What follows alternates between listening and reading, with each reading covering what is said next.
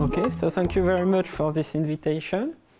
So I will speak about unitary invariant infinite matrices. So more precisely, what is the setting? So I start with a space of infinite Hermitian matrices. So it's like usual Hermitian matrices, but there are infinitely many entries. And we can define also the infinite unitary group as a group of matrices which are like this. So we have a unitary matrix of finite size, and then 0, 0, and infinite identity. So these matrices form a group, and this group acts on H of infinity by conjugation. This is what I have written here. And what I will be interested in this talk is to say things about probability measures on H of infinity, which are invariant by conjugation. So first I will start by giving some examples.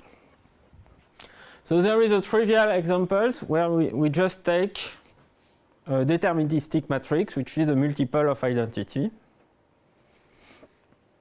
A less trivial example is the GUE. So it's well defined for infinite matrices. And this is invariant by conjugation, because in fact being invariant by conjugation means that each block n by n is invariant by conjugation. So the GUE is another example, and we can multiply by some constant. Another example is given by random matrices with rank 1. So these matrices which are of the form xi1 modulus square, xi1 xi2 bar, xi1 xi3 bar, xi2 xi1 bar, xi2 square, and so on. So these matrices have rank 1. They are Hermitian, and if the xi's are IID complex Gaussians, then the matrix is also invariant by conjugation. And we can multiply by any real number x. So this gives another example. And if we take independent sums, we still get examples. So we get this kind of matrices. So certain multiple of identity plus multiple of GUE plus a linear combination of these rank 1 matrices. And here I compensate the rank 1 matrices by subtracting identity. So which means that I subtract the mean. So I do that. And then the mean is 0. So I center the matrix. And then I do a sum. So, of course, we can take finite sums, but in fact, we can also take infinite sums by passing to the limit. And the condition we need to, in order to have something well defined, is that the sum of the squares here is finite. Because if it is not finite, this sum does not converge. So the MJKs are not well defined. But if it converges, then almost surely this sum converges. And so we get a new example. And the reason why we compensate, we center the rank 1 matrices in order to have the optimal condition on the XLs. If we don't center, we get a condition on the XLs which is sum of absolute values of XL finite, and this is a too strong condition. It is not optimal. Okay, and so this gives probability distribution depending on two parameters, two real parameters, some mean and some variance, plus a family of points in the real lines, which is square summable. So we have all these parameters, and for each family of parameters, we get a measure which is invariant by conjugation. And we can do more. We can randomize independently of the Gaussian variables. We can randomize the parameters to take random gamma 1, gamma 2 on a random set of points. And it gives, again, an invariant measure. So what is remarkable is that in this way we have all invariant, all conjugation invariant probability measures. So this is a full classification. So there is some other particular case, or not other because it still enters in the classification, but some particular case constructed in another way. This is called the UA-Pickrel measure. So this is defined as follows. So first we look at matrices of dimension n, and we get, so we have some Lebesgue measure on the Hermitian matrices, and we put a density which is like this. So this looks like a matricial Cauchy density somehow. And then this gives, so for each n, we get a random matrix n by n. And what is remarkable is that the distributions we get for all n's are compatible with each other. So for example, if I take n equals 3 and I construct M3, then if I then cut the 2 by 2 block of this matrix, this follows the law of M2. So this compatibility ensures that we can get an infinite dimensional matrix satisfying this, so such that the top left blocks follow this distribution. And there is a particular case of this particular case, which is the following. So if I take S equals 0, so I have random Hermitian matrices, and I can transport Hermitian matrices to unitary matrices by what is called the Cayley transform, which is given by this formula. And so if we take UA-Pickrel S equals 0, and we apply the Cayley transform, we recover the circular unitary ensemble.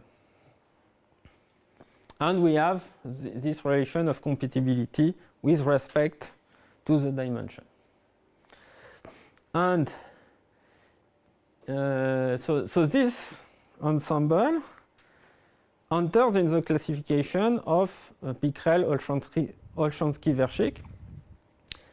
So we have some distribution on the parameters, gamma 1, gamma 2, and the set of points. And this distribution is not completely known in all the cases, but essentially known. So in more detail, Borodin and Olshansky have proven that this process is determinantal with an explicit kernel, which is computed. And if we take S equals 0, we get the inverse of the points of a determinantal sign kernel. So this is for the law of the points XL. The parameter gamma 2 is 0. So it was proven by Borodin and Olshansky for S equals 0, and then it has been generalized to all S by Q quite recently. And for gamma 1, it is known for real S. And okay, this is the limit of the sum of the XLs.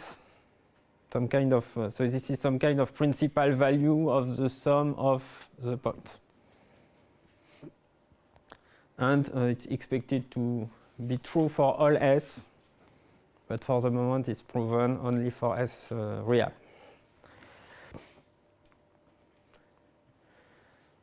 So there is a general result about these invariant measures, which is a convergence of the eigenvalues. And this is an almost sure convergence, which is pretty remarkable. So Borodin and Olshansky have proven the almost sure convergence of the extreme eigenvalues of Mn divided by n when n goes to infinity. So divided by n is important. It means that the large eigenvalues in general have order n. So if we take, of course, so if we take the GUE, this is not the case. It's order square root of n, but in this case, the answer will be almost sure convergence to 0. So for GUE, you have convergence to 0, but in general, it's not to 0. So the more precise result is the following. If I take the case largest eigenvalue of Mn divided by n, so it tends almost surely to the case largest point of the family of points Xl. If there is, so if the case largest point exists and is positive. So for GUE, this is 0 because there is no point. And for UAPICREL, we get the points of this determinantal process given by the law of the XLs. So we have given in 2 papers, so one with Bourgade and Likekbali, another with Maples and Likekbali. We give a more purely probabilistic proof of this convergence for the case of UAPICREL measure S equals 0, so the Cayley transform of the CUE. And we have also some estimate on the speed of convergence. And so in a recent paper, which is a paper I present in this talk, so this is recent, this is, I think it's October 2018, so it is in the archive. So we give an alternative proof of this fact, and which is general, so for all measures, all invariant measures. So first, it's enough to consider the case of deterministic gamma 1, gamma 2 XL. Okay, I have put psi L, but it's in fact XL. Because then we can integrate with respect to the law of gamma 1, gamma 2 XL, and we still get the almost sure convergence. First, gamma 1, gamma 2 are not important here because the order of magnitude we are interested in is n. So if we take some GUE, the operator norm is negligible, so we can neglect gamma 1, gamma 2. And so in my alternative proof, I first deal with a case where there are finitely many points. In this case, what I do is I change basis. So I take the n by n block and I change basis. So I start the basis with the vector xi. So the xi are the Gaussian variables which are involved in the definition of the ensemble. So I use that as basis vectors.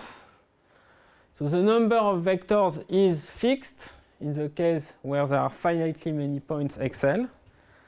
So I have a family of vectors of fixed size, and then I complete by other vectors which will be irrelevant, and which are orthogonal to the vectors xi. And then I rewrite mn over n in this basis. And if I do the computation, if we do the computation, then we get something related to the gram matrix of the vectors xi L, so the mutual scalar product. And then we use the law of large numbers in order to get a diagonal matrix whose entries are given by the points xl. And in this way, we deduce convergence of the extreme eigenvalues. So now let us do the general case. So if we have infinitely many points, what we can do is that we can decompose the matrix into a matrix corresponding to the large points, larger than epsilon, and the matrix corresponding to the small points. So for the large points, we can apply the finite case, because we have finitely many points larger than epsilon. And it remains to bound the operator norm of the matrix corresponding to the small points. So for that, it's enough to check that the upper limit of the square of the operator norm is at most sum of xl square. Because if you remember, the sum of xl square, the overall sum of xl square is finite by assumption. So if I cut the points in minus epsilon epsilon, then by dominated convergence, I know that this goes to 0. So if I have a bond like this, I know that my operator norm corresponding to the small points will be bounded by something going to 0 when epsilon goes to 0, and then I deduce by doing epsilon goes to 0 the convergence I want. And this upper bound can be achieved by some moment method. So what we do, so we majorize the square of the operator norm by the trace of mn square. And the trace of mn square we expand in terms of the Gaussian entries xi. So there is a little bit of moment expansion and combinatorics, and we get an estimate which is like this, which shows that the trace of mn square is close to n square sum of xl square, and this is enough to deduce this fact. So this is for the convergence of the eigenvalues. So this result is not new anyway. So what is new? So it's not my last paper, now it's but it's still pretty recent. So I prove a result of convergence for the eigenvectors. So how do I define the convergence of the eigenvectors? So the eigenvectors are vectors of different sizes, because the size is n, and then I let n goes to infinity. So convergence of eigenvectors means, in fact, convergence of each component, each individual component of eigenvectors. But to give a meaning to that, we need to know how to normalize the vectors. So, okay, first I assume that the k's largest point exists and is strictly positive, and has multiplicity 1. And then we consider the k's largest eigenvalue of mn, and then there is a corresponding eigenvector. And then I normalize the vector. So if I want something interesting, I need to normalize by in order to have a norm square root of n. Because if I take unit eigenvectors, then the individual components will be of order 1 over square root of n, and then it will go to 0. So this is not very interesting. So in order to have something interesting, we need to have components of order 1, so overall norm of order square root of n. So we take this normalization. And then there is also a problem of phase, choice of phase. So arbitrarily, we can say that the first component is real and positive. And if I do this normalization, each component, each fixed component, almost surely converges to a limit, and the limit is given by this Gaussian variable xi with, okay, there is just some extra factor due to the phase here, which is not so important. But essentially, the limiting eigenvector is given by the Gaussian variable xi. And so here we have problem with multiple points with this formulation. So in order to get rid of this condition of simple points, we have another formulation in terms of the projectors. So here I consider the matrix of the orthogonal projection on the eigenspace of Mn over n corresponding to the eigenvalue lambda. And then I sum the projectors for all large eigenvalues, where so larger than C. And then I multiply by n the projector, which corresponds to taking eigenvectors of norm square root of n. And then each entry converges to some entry depending on the vectors xi.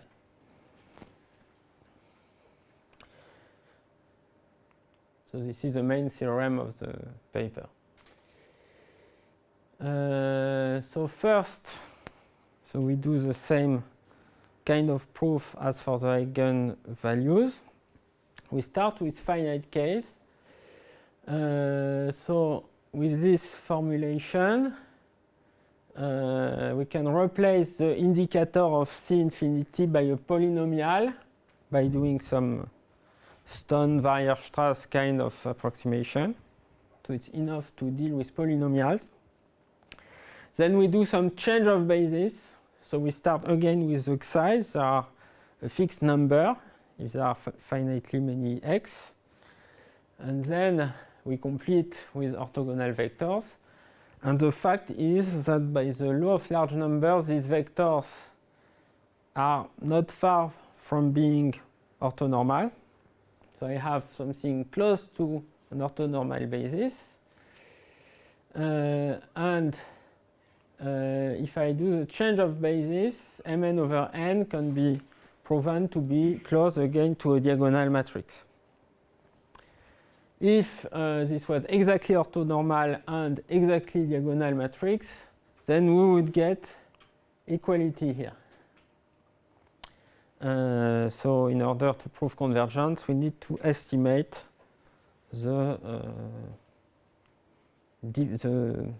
how far we are from orthonormality and diagonal matrix. Now, so there is a general case. So the general case, again, I decompose into two parts, the big x and the small x. So there is a part an over n corresponding to the big x and the part en corresponding to the small x. And both parts are independent and unitarily invariant. Then I look at the unit eigenvector of the full matrix.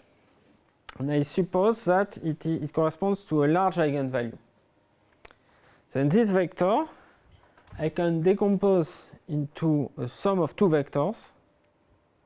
One in the vector space spanned by the large eigenvectors of an over n, and y orthogonal to these eigenvectors. And then I assume that the operator norm is small, sufficiently small. Then in this case, I can prove that the norm of the vector y is smaller than some negative power of n when n is large.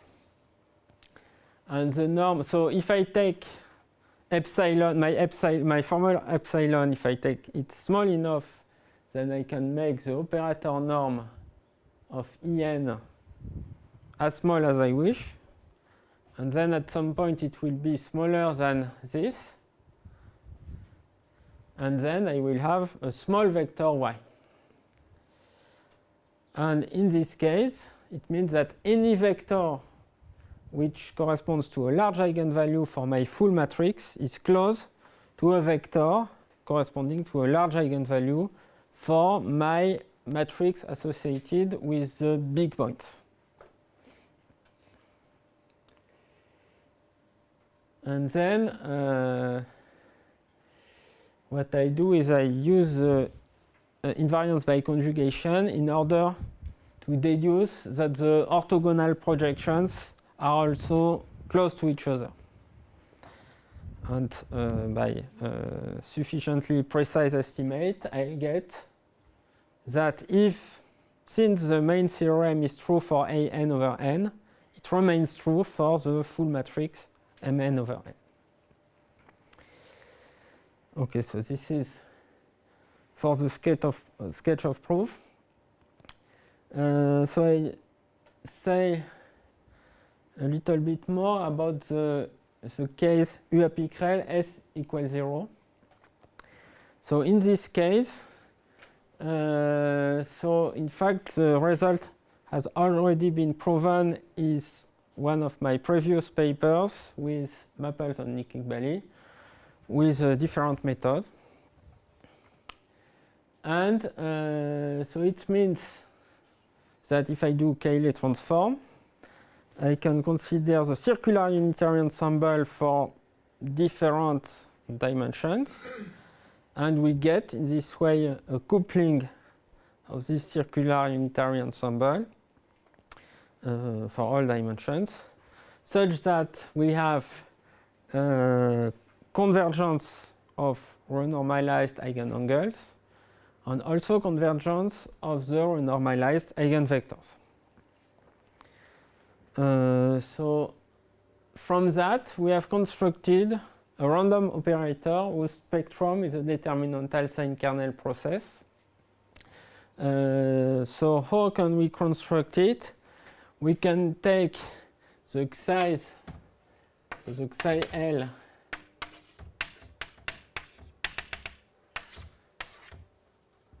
so this is eigenvector, and the eigenvalues we can take the limiting renormalized eigenangle.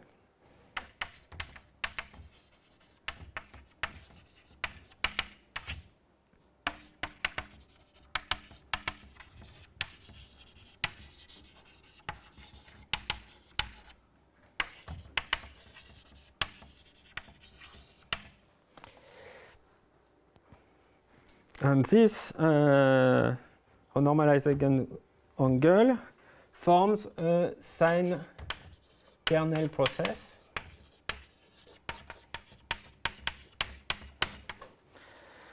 So if we consider the random space spanned by these vectors, these infinite vectors, and if each vector we associate it with this, the corresponding eigenvalue, then we get an operator whose spectrum is given by the sine kernel process. So this construction looks very ad hoc, quite artificial, because we just put the eigenvectors and the eigenvalues. We have some interpretation which is more natural of this operator in terms of, so if we have the CUE of dimension n for each n, we can consider the action of the nth matrix on a given vector. and we can look at what happens when n goes to infinity. And this operator can be also defined in terms of this sequence of unitary matrix in a more interesting way. So there is a more natural way to recover this operator in terms of the unitary matrices. So, so we found interesting to have an operator with sign kernel process. What is lacking is the universality of this operator. So now I am currently writing some paper with Theo Assiotis, so also in Bristol, which gives a generalization of the classification of Olshansky-Virchik to beta ensembles. So in fact, of course the eigenvector, so for general beta ensembles, we don't have matrices. But we can still define the success, so the matrices, if we take the Hermitian matrices, then we have the spectra of the different blocks, the successive blocks, and we can generalize this spectra in the setting of beta ensembles. And by doing in this way, we recover some similar classification as Olshansky-Virchik for this beta ensemble. And we have also the convergence of the equivalent of the eigenvalues. Okay, but there are no eigenvectors anymore because there are no matrices. Okay, so thank you very much for your attention.